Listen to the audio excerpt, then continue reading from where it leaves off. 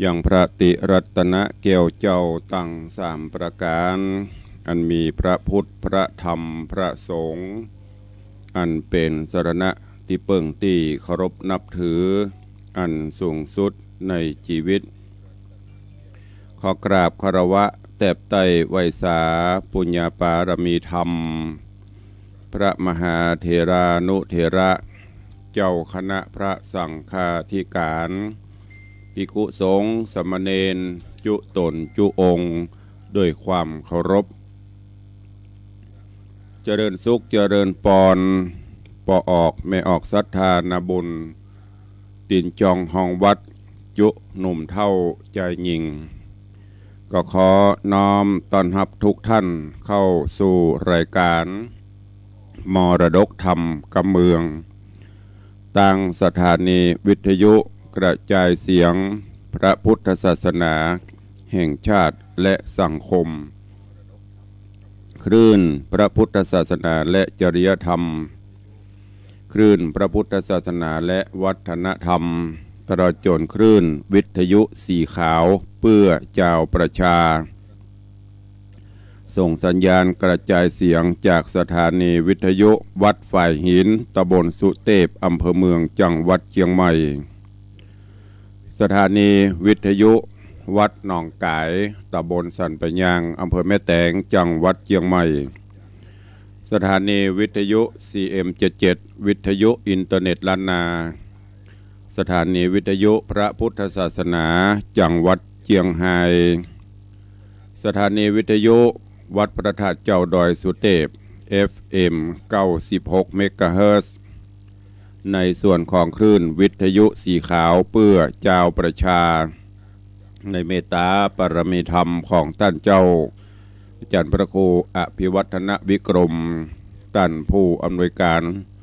ในคลื่นสีขาวและผู้อำนวยการทุกสถานีในเครือข่ายอันประกอบไปด้วยสถานีวิทยุบ้านทุ่งเรดิโอ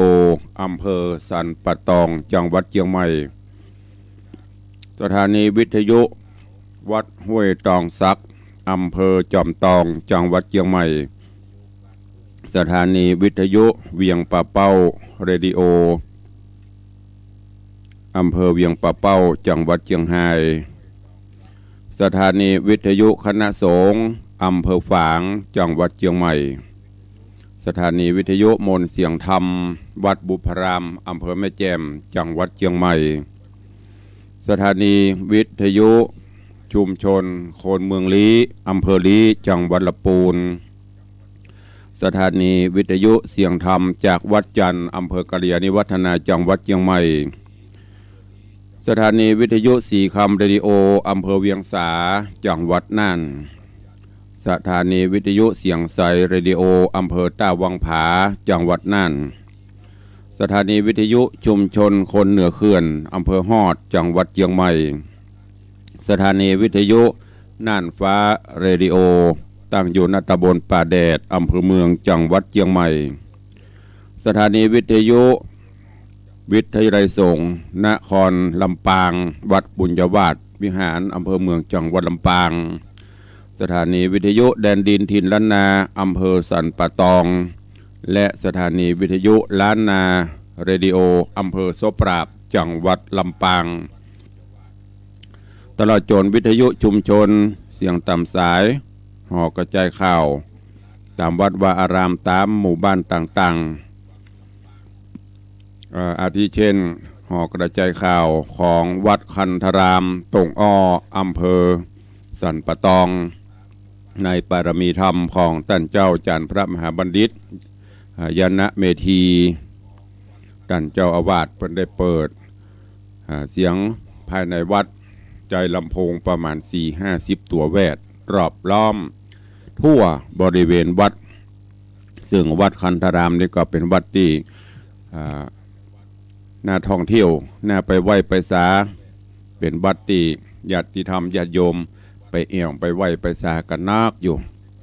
แล้วก็หลายๆวัดที่ได้เปิดภายในวัดในวาฮือพระสงฆ์องค์เนรได้ฟังญาติโยมศรัทธามาทำบุญได้ฟังน้ำฟังธรรมกันตัวเองในยามเจ้าอากาศเย็นสบาย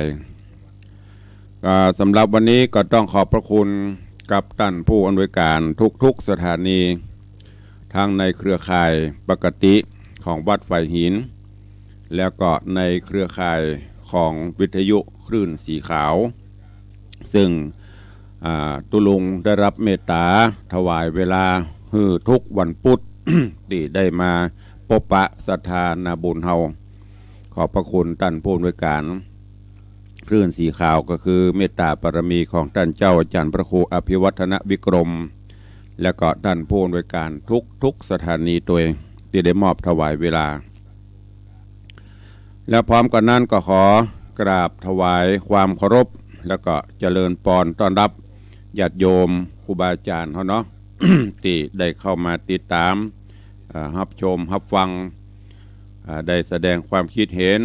ทาง Facebook ไลฟ์ทางสถานีมรดกธรรม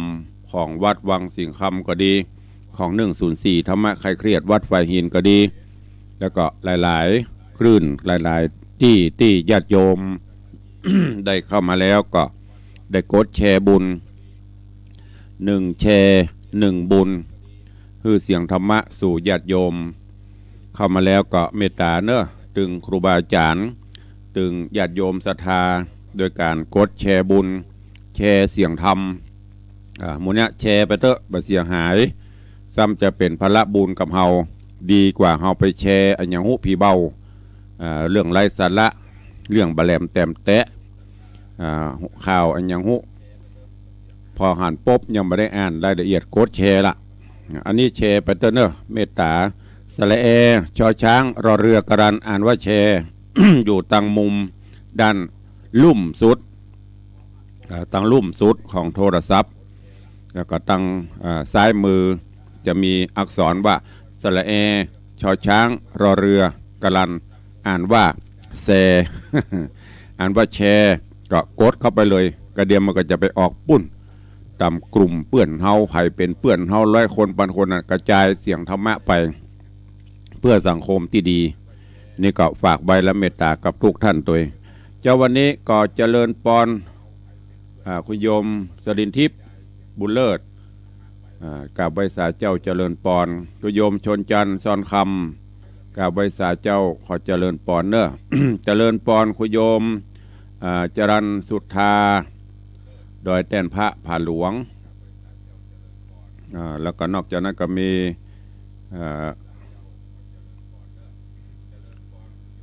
ยายเพลินเพื่อนเกษตร เจริญปอนปินันจรันปิยาจันดอยซิวเจริญปอนคุยมเกษณีไวสาเจ้าเสียงเบาบ่ได้เล่งเสียง ตอนนี้เล่งละแต่กี้เสียงเพลงเลยบ่เล่งเจริญกราบขอไหว้การต้อนรับหลวงพ่อท่านพระครูสถิตเจติยรักษ์หลวงพ่อเจ้าคณะตำบลแม่แฝกเจ้าคณะตำบลแม่แฝกเจ้าอาวาสวัดเจดีย์แม่ครัวเนอะกราบถวาย ความเมตตานุเคราะห์ถวายขอบพระคุณหลวงพ่อได้เมตตาผ่านมาตังโยมแม่จันดีวิสุทธินันท์มอบถวายปัจจัยสมทบสร้างห้องปลดทุกข์ของวัดวังสิงคำมา 3,000 บาทโยมแม่จันดีได้โอนเข้าบัญชีเรียบร้อยขอกราบขอบพระคุณเป็นอย่างสูงเนอะจันตันเจ้าได้ร่วมมาตลอดก็ขอบุญกุศลปกห่มตัวเองเจริญปอนพี่เหมยชูศรีเจริญปอนคุณโยมลักษณะเกตดีโยมทองคำที่วงคำแล้วก็มีโยมแม่จันดีวิสุทธินันท์ถวายการต้อนรับท่านเจ้าคัปเตอร์ท่านเจ้าพระครูสิริวชิโรภาสแล้วก็เจริญปอนต้อนรับโยมปเลี้ยงธนวัฒน์แม่เลี้ยงทัดพิชาสุสิงคำเนอะ ก็เอาใจ FC แล้วก็เป็นกำลังใจญาติโยมศรัทธาตัวเองสาธุปเลี้ยงปนอวยปอนมาคือตัวเนอะมีโยมปี้อัญชลีคำกิติ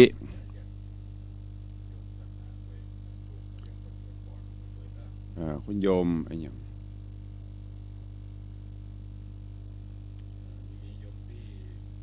โยมเป้โยมแม่อย่างก็สุดโดยสุเทพ โยมแม่อย่างชื่อเป็นภาษาอังกฤษลืมไปละ อ่านไม่ได้แล้วก็มีโยมจารุวรรณทองสุขที่กำลังเข้ามาชมโยมเปโยม ขอสู่มาโยมสุจินดอยสุเทพสุจินดาวประกายดาวสุเทพ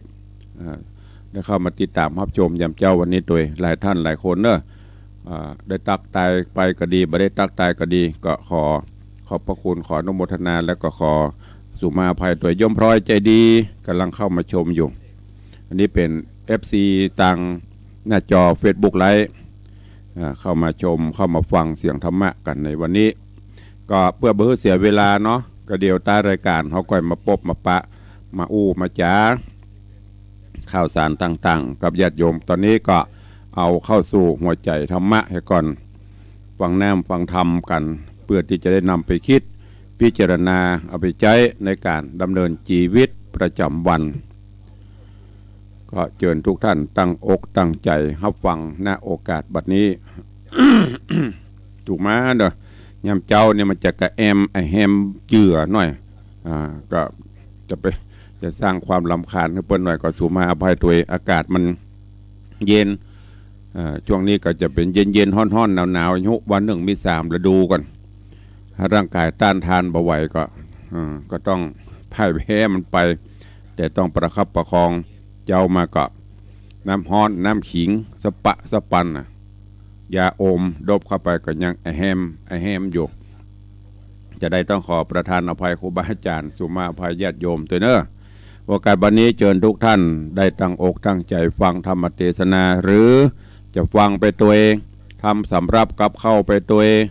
7บ้านถูบ้านทำการทำงานทำประกอบอาชีพใดๆไปก็ได้อยู่ในรถก็ฟังได้อย่างพ่อเลี้ยงไปอยู่ในรถมันก็ฟัง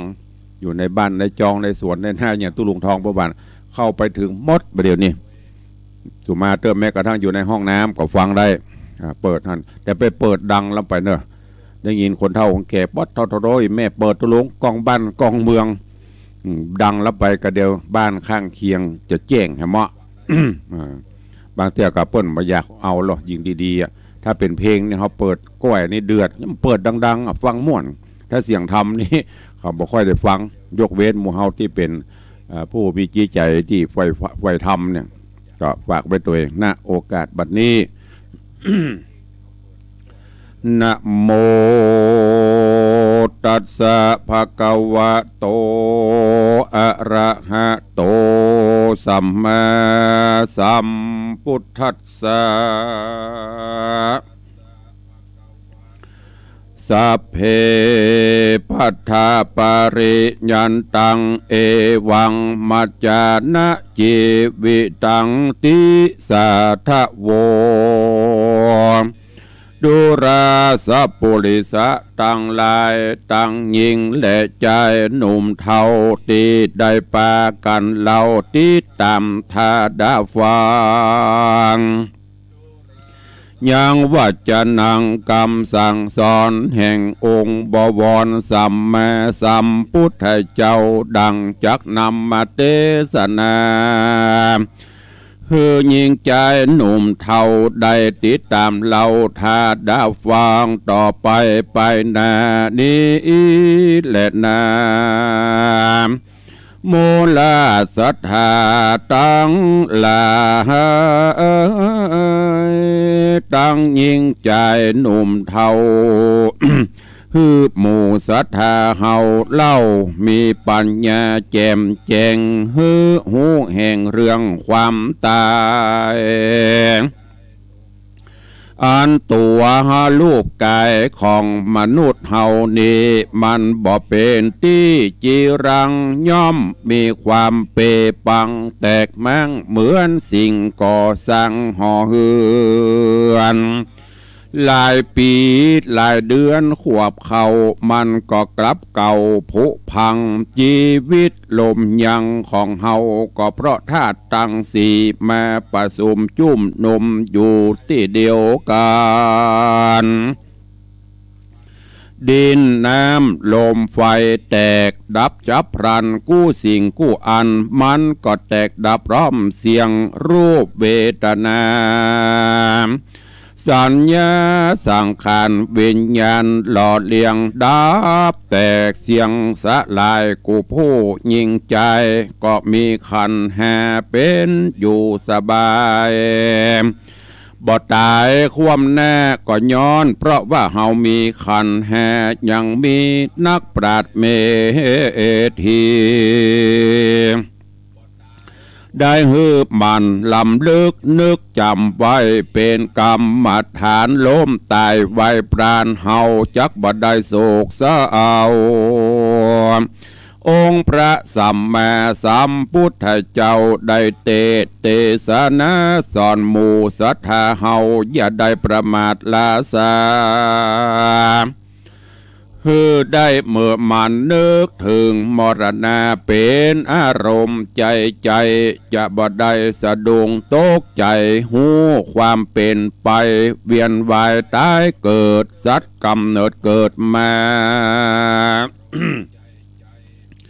มีกายกานี้จากมีปัดพรากจากกันมีสุขสันต์ร้องไห้มีป่วยไข้เจ็บเป็น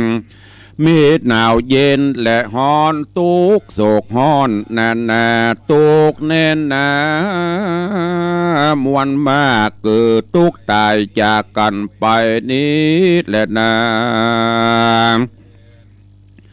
พ่อออกแม่ออกศรัทธา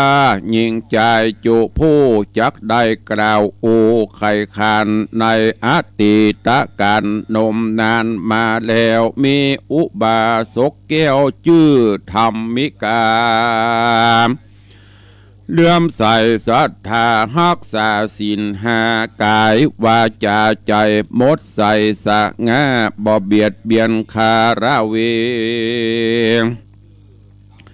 ทำนาเนี่ยให้เลี้ยงลูกเต่าบุตรตาบุตรีลูกใจก็มีช่วยกันจุดานบ่ได้เกลียดขันเนี่ยการทำงานมีลูกสะไป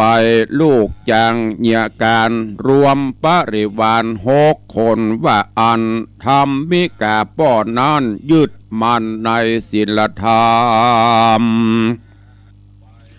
สอนฮือละเลิกความตายประจำรักษาศีลธรรมบ่ฮือมีดังพร้อยมรณานุสติวันละเล็กน้อยไว้เป็นอารมณ์ว่าอาทุวังเมจีวิตังทุวังเมมรณังอาวัสังมยามริตปังมรณะปริโยสนังดังนี้ว่าชีวิตของเฮาเอาอย่างมาแน่เกิดแล้วก็แก่พญาธิก็มาเหตุโดยมามรณะตึงหนีบ่ได้จะไปลบอยู่ใต้บาดาลจะเหาะสานไปบนอากาศมัจจุราชก็บ่อาจรีรอดได้เลยนะเถิงวันหลุนรุ่งเจ้าตัวพ่อเจ้าทำมีกาก็ไปไถนาเหมือนดังเก่าพร้อมลูกเต่ายิงใจจุงเอาควายนำนาแล้วบอกให้ลูกเพียวญาคณาทางญาไปมายังบ่ตันแล้วก็ได้ยินเสียงดังเจียวห้องเรียกโอยครางป่อฝั่ง6แม่พอปักขีดปักขวาหันลูกนอนครางบอดต้วงบอดดินแล้วก็สิ้นลมตายไปเพราะงูจังไรคบตอดจนลูกยอดแก่นตามรณะตายไปเสียกว่าจอยมาแสนต่ำก็ต่ำต้อยเวทนาโดยอานิสงส์ศีล5ที่พ่อแม่รักษาได้ไปเกิดเป็นพญาอินตาสวรรค์จันทร์ฟ้าส่วนพ่ออยู่ทากวยแยงฮักลูกคนนี้เหมือนเกลียวเหมือนแสงก กำบากำแห่งไทยนาบ้านเขาโอ้ยนอบ่ตายก็เป็นลูกเต่าป้อตัวแห่งเจ้าตายไปสุดวิสัยป้อจะช่วยได้จะห้องจะให้น้ำตาก็บ่มีแปลงใจดี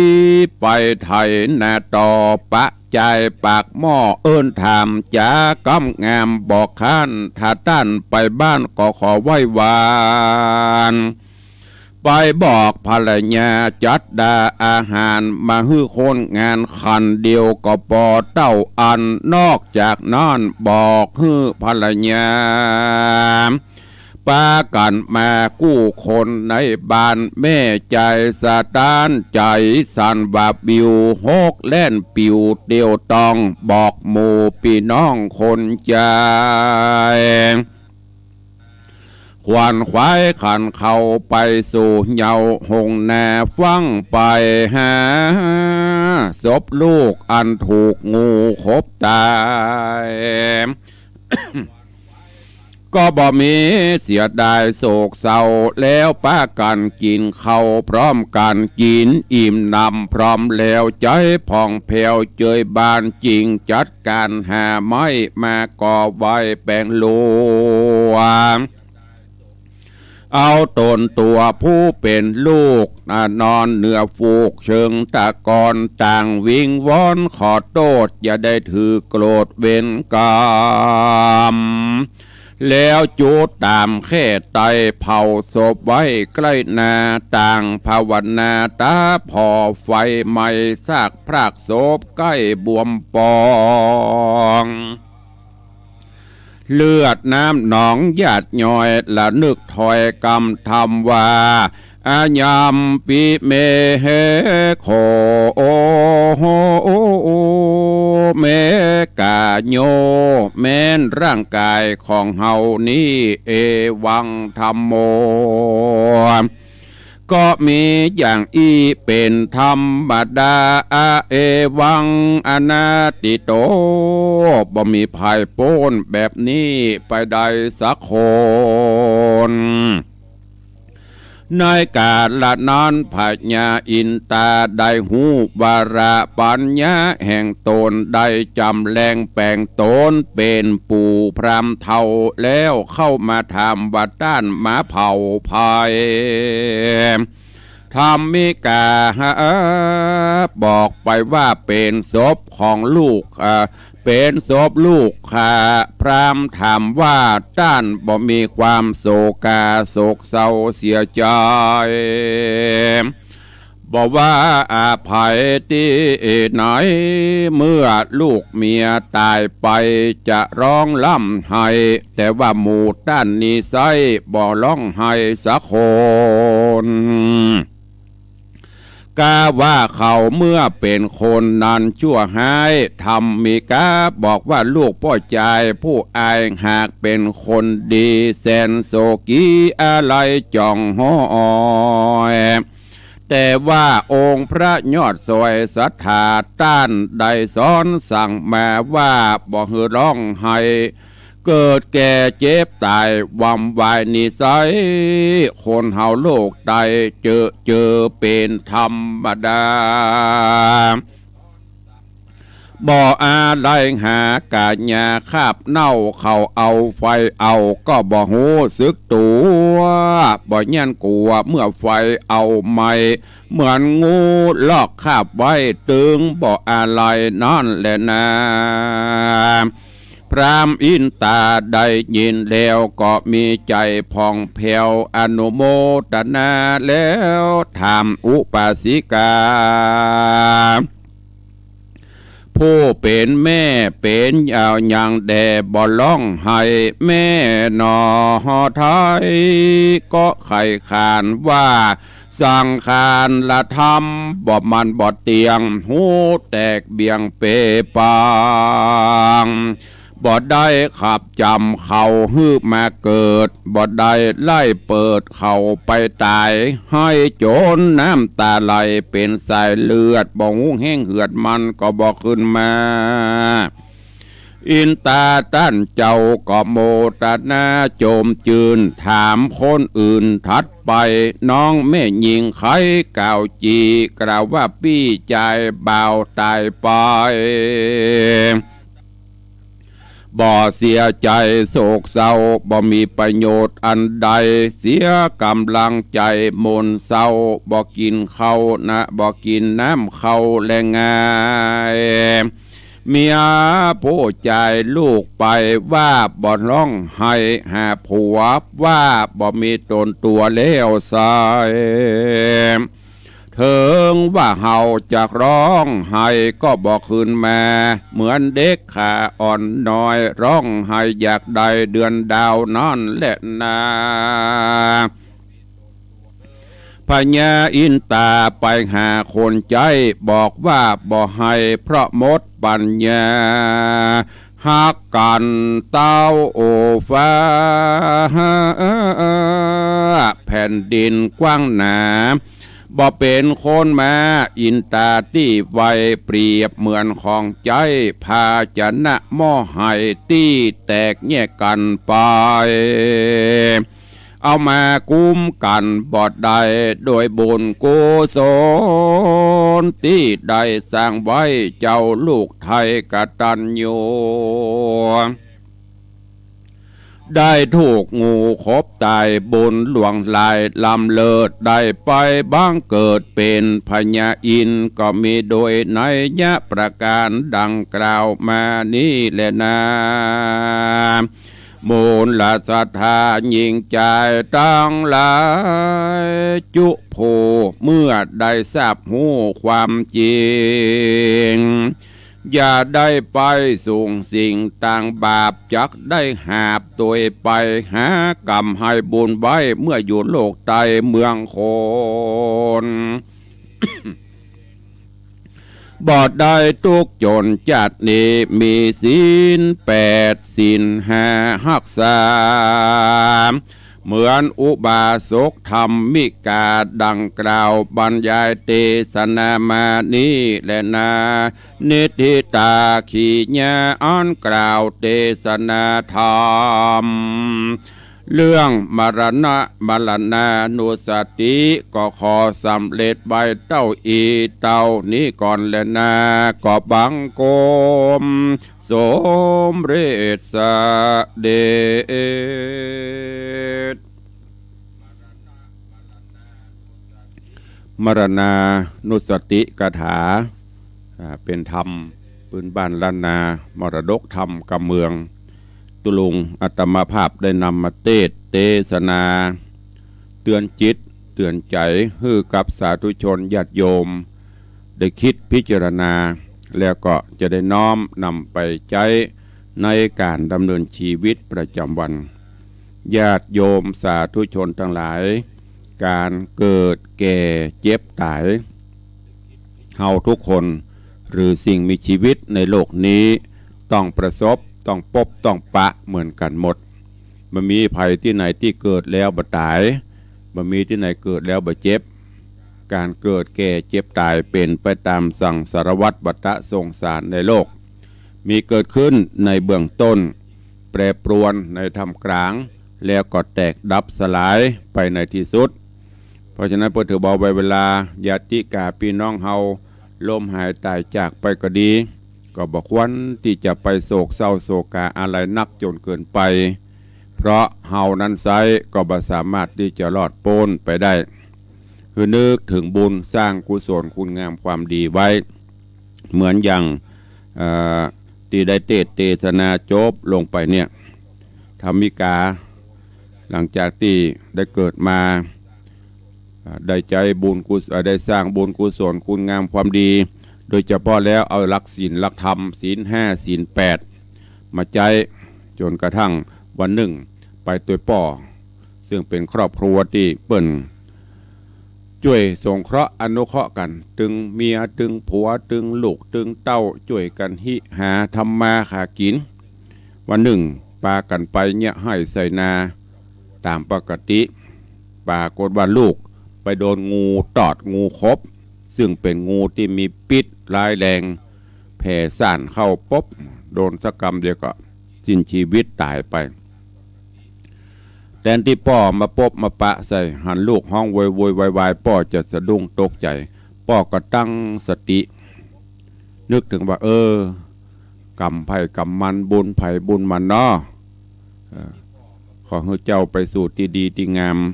เพราะว่ามันมีไผ่ที่จะพ้นฟื้นก็บ่ได้จากนั้นก็ไปเนี่ยการต่อจนกระทั่งแม่มาหาพี่น้องมาหาก็เหมือนเดียวกันจากนั้นก็กินข้าวกินน้ำเสร็จก็ช่วยกันเผาองค์อมรินทร์พระอินทร์เจ้าฟ้าก็มาแปลกใจว่าหมู่นี้อย่างอันลูกตายผัวตายอย่างพ่อบ่ให้บ่ห้องสักอย่างเป็นปกติธรรมดาก็แถลงเปตเป็นพราหมณ์ลงมาถามตั้งพ่อก็บอกว่าโอ้บ่ใจบ่ฮักลูกฮักแต่เนี่ยจะได้ล่ะมันคือเปลี่ยนไปตามสังสารวัฏอย่างเงี้ยประเมินเฮาก็จะเปลี่ยนเช่นนี้ไปถามตั้งแม่ก็บอกว่าโอ้เมื่อมาเกิดเปิ้นก็มาคนเดียวไปเปิ้นก็ต้องไปคนเดียวเฮาบ่ได้ไล่บ่ได้จำเปิ้นไปถามตั้งเมียก็ตอบจะเงี้ยว่าประเมินข้าเจ้าก็จะเป็นอย่างเปิ้นนั่นคือสัจธรรมเกิดขึ้นเปิ้นเกิดได้โป่งได้แล้วก็บ่ประมาทเอาศีลเอาธรรมเป็นกรรมฐานพินิจพิเคราะห์พิจารณาเอามาใช้ในการดำเนินชีวิตประจำวันฉะนั้นเมื่อเรามีศีลมีธรรมมีบุญวาสนาหนุนนำเต็มที่ก็บ่มีความกลัวละเพราะตายไปบุญกุศลที่เราทำไว้ก็ถึงได้เปรอะตรงกันข้ามคนที่ประมาทบ่สร้างกุศลคุณงามความดีอย่างตายไปละอันน่ะจะต้องไปใจกรรมใจเวรที่ได้สร้างสมมาดังนั้นฝากไว้กับปออกไม่ออกศรัทธานาบุญเนอะอันความตายนั้นทุกคนถึงตายอยู่ละมีไผ่ป้นตุลุงที่เตดที่อู้เจ็บนี่ก็ตายแต่บ่ตายเตื้อพอเลี้ยงบอกว่าขอนิมนต์อยู่100 ซาวก็จะเป็นได้อยู่ไปตัวเปิ้นนิมนต์นะครับกรรมนิมนต์เป็น100 ซาวถึงมั่วแต่ว่าได้แน่ก็คือไม่พ้นความตายผู้คนเกิดมาก็ต้องตายแล้วเราจะไปที่ไหนตั้งใดเราเป็นผู้กำหนดกฎเกณฑ์ได้ใครไปที่ดีที่งามก็คือสร้างกุศลคุณงามความดีเอาศีลเอาธรรมกรรมฐานเป็นสรณะเป็นที่เปิ้งเอาแก้วเจ้าทั้ง3มีพระพุทธพระธรรมพระสงฆ์เป็นสรณะเว้นจากอบายมุขสิ่งชั่วร้ายต่างๆอันเนี้ยเราก็จะได้ไปสู่ที่ดีที่งามตรงกันข้ามสร้างกรรมกระทำเวรมีแต่บาปแต่กรรมอันนั้นเราก็ต้องไปสู่ภพภูมิที่มีอบายภูมิเป็นต้นก็ฝากไว้กับปออกไม่ออกศรัทธานาบุญเฮาเจ้าข้าทั้งหลายเนอะได้นำไปคิดพิจารณาคือมีสติสัมปชัญญะในการอยู่บนโลกนี้มีศีลมีธรรมกำกับจิตกำกับใจเฮาจะได้อยู่อย่างสงบสุขร่มเย็นก็ฝากเป็นข้อคิดธรรมะกับทุกท่านในวันนี้ตัวก่อนที่เฮาจะได้ไปพบไปปะไปอู้ไปจ๋ากับญาติโยมศรัทธาทางหน้าวิทยุก็ดีถึงว่าทางหน้าใหม่ก็ดีตอนนี้ก็มีญาติโยมสาธุชนมีคุณโยมอย่างจารุวรรณทองสุขกราบใบสาเจ้าโยมพลอยใจดีโยมปีอัญชลีคำกิติที่เข้ามาโยมแม่ครูเหรียญทองจันทีโยมปีจัญญาฟองซักปเลี้ยงธนมิตรกำลังเข้ามาชมแล้วก็มีโยมตู่โยมสุรัตน์เสาคำกำลังเข้ามาชมอยู่ขอบพระคุณทุกเสียงทุกสายด้วยเนอะแล้วก็เชิญชวนพี่น้องศรัทธานาบุญเนอะต่างวัดคันธารามตรงอ้อตำบลสันกลางอำเภอสันปะตองเปิ่นต่างท่านอาจารย์มหาบัณฑิตเปิ่นจะมีกิจกรรมหลายๆอย่างกิจกรรมที่ดีๆเป็นประโยชน์ต่อสังคมโดยเฉพาะก็มีการฮืดตานเป็นมอบลงศพผ่องผ้าห่อศพผ่องเวชภัณฑ์ยาผ่องอย่างหลายๆอย่างถ้าใครติดตาม Facebook ในการนี้ในวันที่1 มีนาคมที่จะถึงนี้เปิ้นจะมีงานทำบุญถวายอุปกรณ์ทางการแพทย์ให้กับโรงพยาบาลก็เชิญชวนศรัทธานาบุญเนอะท่านผู้ใดมีเจตนาที่จะร่วมบุญ ก็สามารถบริจาคสมทบได้ที่วัดคันธารามตงอ้อหรือว่าตันที่ดันจันมหาบัณฑิตยานะเมธีก็ประชาสัมพันธ์ให้ทุกท่านเนอะวันที่1เปิ้นจะมีการมอบถวายอุปกรณ์ทางการแพทย์ก็มีเครื่องไม้เครื่องมือตั้งหมอเพื่อสงเคราะห์มนุษย์ร่วมโลกที่เขาจะหันบางเตือปโตเขาเปิ้นตานลงศพเป็นร้อย200ปุ่นคือกับมูลนิธิต่างๆเอาไปไว้หลายๆอย่างกิจกรรมบางแล้วก็เป็นสถานที่ที่ญาติโยมไปไหว้ไปสาไปขอพรได้ตลอดวัดคันธารามตงอ้อตำบลสันกลางถนนเชียงใหม่สัปตองนี่เนอะแล้วก็เชิญร่วมงานประชุมเพลิงศพของหลวงปู่ครูบาอินถาหลวงปู่ครูบาอินถาปัญญาวัดกิโลที่วัดศรีลังกาต้นโจกในวันอาทิตย์ที่จะถึงนี้เนอะวันอาทิตย์ที่ตะแดลืมไปละวันนี้วันพุธพัดศุกร์เสาร์อาทิตย์อะไรไปเพิ่นจะมีการประชุมเพลิงศพหลวงปู่ก็ประชาสัมพันธ์เชิญชวนทุกท่านได้ไปร่วมบุญกุศลโดยทั่วกัน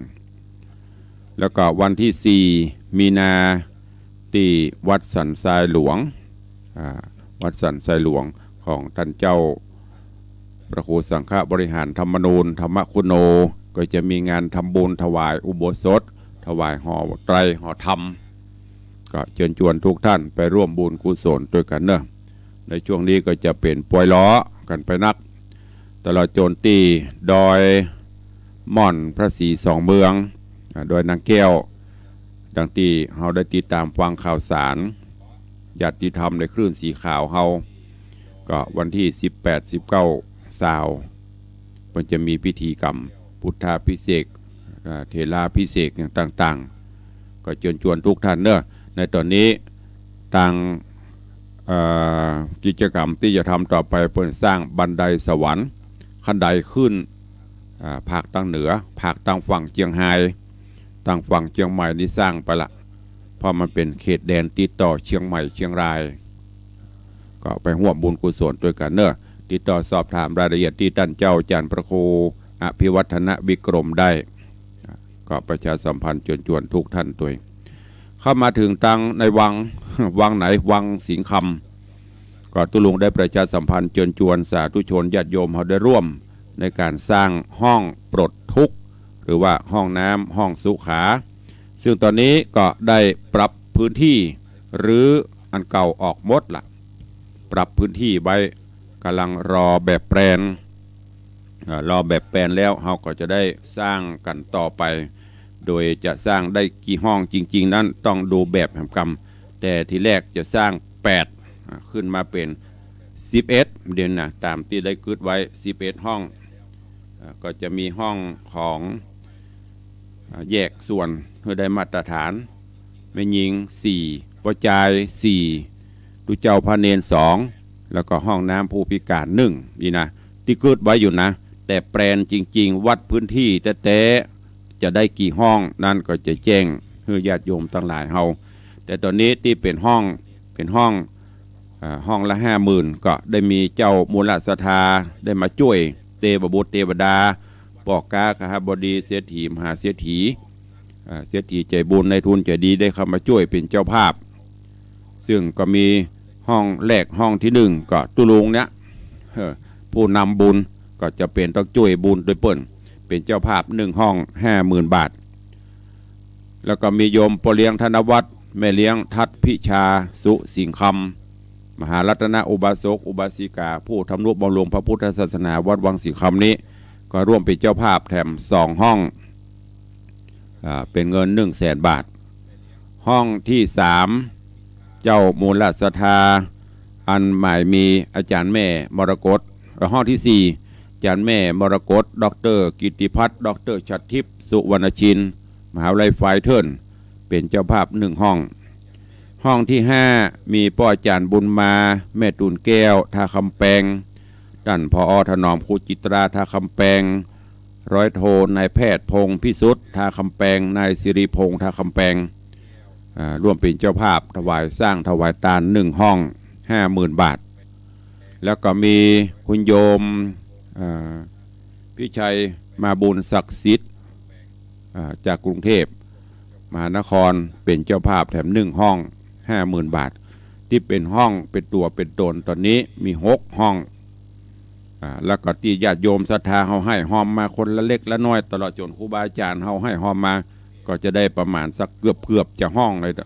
เกือบห้องหรืออาจจะได้ห้องปลายลำโพตุลุงบ่ได้เช็คดีเตื้อนั่นก็เชิญชวนทุกท่านเนอะก่อนที่จะเปิดหน้าไมค์วันนี้ก็ขออนุญาตได้นำได้ชื่อและนามสาธุชนญาติโยมมาประชาสัมพันธ์กันเนาะก็ขอบคุณอนุโมทนาบุญกับโยมแม่บุญยรัตน์สมจะร่วมทำบุญ100 บาทแม่คำใสมโนสาร200แม่อุดคิดชัย500โยมแม่สุนีเกิดภัย100โยมแม่จันดีชัยเทพ200แม่เหลาเพิ่มพูน100นางสาวแสงคำปัญญาทิพย์300 โยมประพันธ์ขยันพร้อมครอบครัวลูกหลานภรรยาบ้านประภัยสันทรายรวมทำบุญมา2,000 บาทโยมแม่จินดาระตา500 บาทโยมอรพินโยมแม่อรพินคำสารร่วมทำบุญ2,000 บาทโยมแม่กิมเฮงเสยเยาโยมใจยุทธผู้สว่าง500 บาทแล้วก็มีพ่อเดืองเดชชัยวงเดือนแม่สิริขวัญตาลเขียว500 บาทแม่4,000ชัยมงคล200 บาทแม่จันหลวงมณีวัน500 บาทหลวงพ่อดับพระครูสถิตเจติยรักษ์เจ้าหน้าตำบลแม่แฝกใหม่เจ้าวาดวัดเจดีย์แม่ครัวสันทรายร่วมทำบุญ3,000 บาทแม่บัวพัดคำเรียน300 บาทโยมพิทักษ์โยมอัมพันธ์อุดมสุข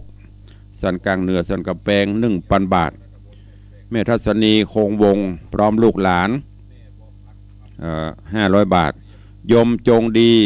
คณาวานิชกิจ60 บาทแม่ลาดูกันดี100 บาทโยมอเนกโยมบรรเย็นอินตาพรหม100 บาท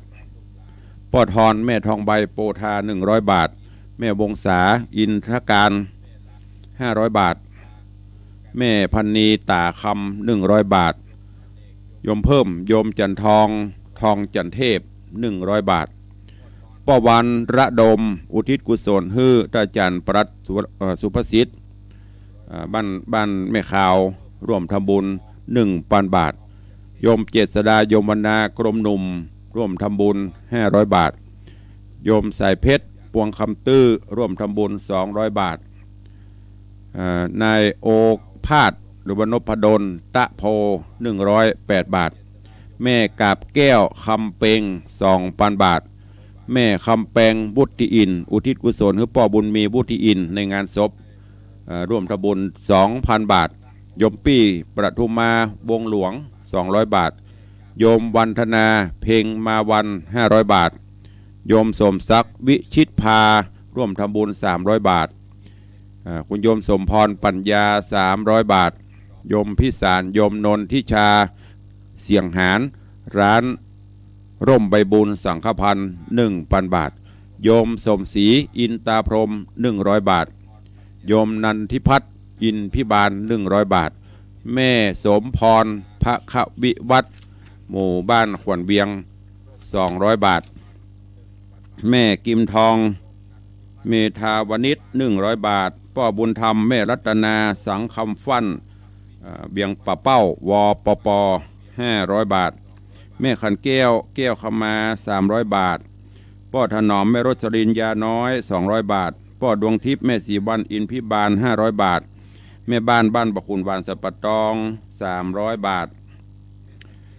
พ่อบุญรัตน์แม่เขื่อนแก้วสีที่วง300 บาทแม่คำปันสัตตูนพร้อมลูกหลาน 1,000 บาท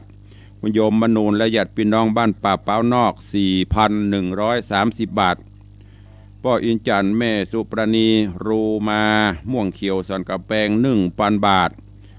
แม่4,000นายนครศรีที่วง 1,000 บาทแม่คำแปงหรือว่าแม่พันนีจิระวัฒนกิจบวก5ห่างดง500 บาท แม่จันดีสุขเจริญพร้อมครอบครัว200 บาทแม่แจ่มจันทร์สีล้อม100 บาทแม่จินดาตะนังพร้อมลูกหลานร่วมทำบุญ2,000 บาทอันนี้เป็นรายนามผู้บริจาคเพิ่มเติมเด้อเพิ่มเติมจากคราวที่แล้วถ้าจะประกาศหมดนี่หมดเวลาก็เสียงเถือก็ขอบคุณของภัยตกหล่นไปจะได้ก็แจ้งเข้ามาตัวขอบคุณทุกท่านรับบริจาคไปเรื่อยๆจนกว่าการก่อสร้างจะเสร็จสิ้นเนอะห้องปลดทุกข์จะได้หมดทุกข์หมดโศกหมดโรคหมดภัยก็เจริญพรเจิญทุกท่านตัวเองเอาละเนาะใครจะอู้จะเอ่ยจะจ๋าในตอนนี้เปิดหน้าใหม่ให้ญาติโยมศรัทธาใครจะร่วมบุญกุศลเป็นกระเบื้องก็ได้เนอะกระเบื้องก็กองละ500 บาทหรือจะเป็นเล็กเป็นหินเป็นปูนเป็นทรายก็สุดแล้วแต่จิตเจตนาศรัทธาเนอะเจริญปอนโยมปอเลียงธนวัฒน์สุสิงห์คำไปสาขาไปสาคุบาตันเจ้าตุนจูสวัสดิวาเนอเอสซีนักศิลป์นักบุญโตยโอ้ไอ้สาท่านพระครูนักพัฒนาดีเด่นโลบ่เจียงตู้พัดแหมวันที่12ไม่เคยไปครับแต่แล้วโอ้ดีอกดีใจด้วยเด้อโอ้อายุมันยืนยาวเจ้าท่านผอตัวเด้อเจ้าว่า100 สาวนะ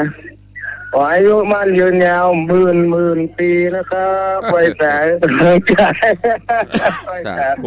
ธุอนุโมทนาขอบคุณกระยมปเลียงปัทเทต่ออายุแหมแล้ว10,000 ปีหมื่นปีปัทเทถ้าได้การอย่างเต่าเนอะเจริญปอนสุชาดานมัสการตุลุงเสียงสายไว้เนื้อฟังเดินโทเป็นกำลังใจยามเจ้าขอเพื่อท่านนะอายุ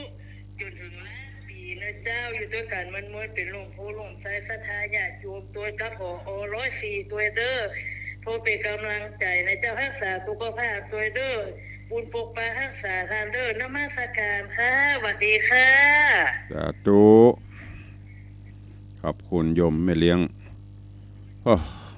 วันนี้สำยิงล้านปีปะเต้าถ้าจะมอบเหลือน้อยลงเราลงมองมัดนะสาธุอนุโมทนากับกรรมอวยพรเจริญปอนไม่ใช่ครับโทรจากบ้านไม่จองตะบนศรีชัยลีครับฟังเป็นประจำทุกวันพุธนะครับสาธุอนุโมทนาเนอผู้ป่วยติดเตียงครับสาธุบ้านแม่จองอำเภอลีสายต่อไปเจริญปอนสายที่4ใครจะอู้ตัวตุลุงเนอะเข้ามา081783650แต่ว่าอีแม่ก็มาตุลุงบอกจดบัตรตันหรอบอกจ้าเดิบเวลาเหลือแหม8 นาทีแต่ว่าเมื่อเจ้าเอาเทปออกโทรเข้ามาโลวันนี้สดกำลังมี3 สายเอาจะได้กันแน่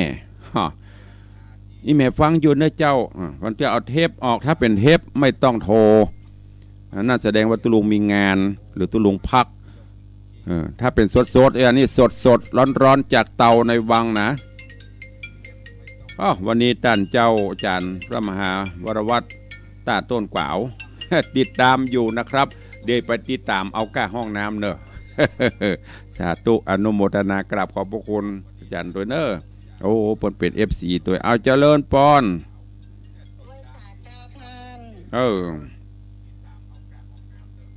กำลังใจเหมือนเดิมเจ้า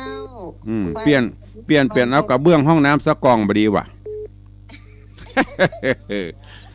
แจ้งมาก็จะขอสตางค์บรนอตาแต่ก็จะเสี่ยงสตางค์เลยอีกสาธุอนุโมทนาเนอะเจ้าสาธุเป็นยังเซลเล่นไปอะกะเจ้าว่าเป็นยังเจ้าสาธุอนุโมทนาแม่ยังก็แม่ยังก็น้อยเจ้าแม่น้อยสาธุเนอะเจริญปอนแม่ครูเหรียญทองฟังอยู่นะ สาธุ พระยังบ่มาตัวเนอ พระบ่มากับมาได้วังเพ่กะ เจ้าฟัง นี่ ตลอดนะเจ้า ถ้ามีไผมาบิณฑบาตกับมาตาในวังเพ่เด้อ เจ้า สาธุอนุโมทนาแม่อินเสมิงบ่ได้ สาธุ สาธุสาธุเจริญพร ฟังท่านอยู่เนอเจ้า สาธุบุญรักษานะแม่เด้อ จ้า เจริญพรนี่จากเสมิงเสมิงวันนั้นเปิดฝากกล้วยอบกล้วยหอมกล้วยน้ำผึ้งมาฮืออารีดอยอร่อยดี เอาสายต่อไปอาจารย์มหาบรวัตตาต้นกวาวโอ้นี่เปิ้นก็นักเทศอมตะเนอะ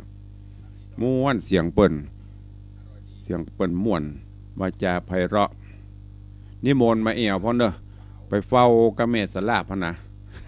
มาเอี่ยวแม่น้ำปิงพ่องดำขลึงตึงเห็นประเด็นนี้ แม่น้ำแม่สลาปนใสแม่น้ำปิงกำลังดำคึลึมันเป็นจะได้ดำคึลึกำเมียงวันละกำไปถามได้อาจารย์มหาบรวัตปุ่นน่ะอันได้ยินตุลุงในวังประวัติดำคึลึมันเป็นจะได้นะ ลองไปถามปุ่นเอาสายต่อไปเข้าใจเนอะเวลาจะหมดแล้วกำลังมีกี่สาย1 2 3 4 5มี6สายพะโลวันนี้ลิงก์สัญญาณไปประมาณ25สถานีมีคนฟังทุลุง6 คนโปรดเท่าบักคุ้มเนอะสายที่7เจริญปอนพระครูเจ้าแม่อุไรบ้านแม่กวงเนอะบ่ลืมท่านพระครูเด้อเดี๋ยวมีโอกาสจะไปแอวหาอยู่เนอะสาธุขอบพระคุณอนุโมทนาสาธุอนุโมทนาบุญเหมือนกันเด้อสายต่อไป0 8 1 7 8 3 6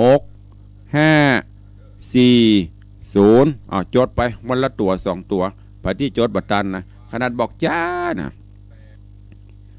สายที่1ยมปเลี้ยงธนวัฒน์สุสิงคำสายที่2แม่เลี้ยงทัดพิชาสุสิงคำสายที่3แม่จ่องอำเภอลีสายที่4แม่น้อยสายที่5แม่ครูเหรียญทองสายที่6แม่อินเสมิงสายที่7แม่อุไรสายนี้ไผ่ต่อเจริญปอนครับนี่คือไผ่ลุงหมานนี่เมืองแกนเนอะลุงหมานเมืองแกนครับผมเมืองแกนแม่แตงเนาะครับผมอยู่ตอนใดวัดบ้านเด่นอยู่เห็นวัดกระแลไปก่ะอยู่ปุ้น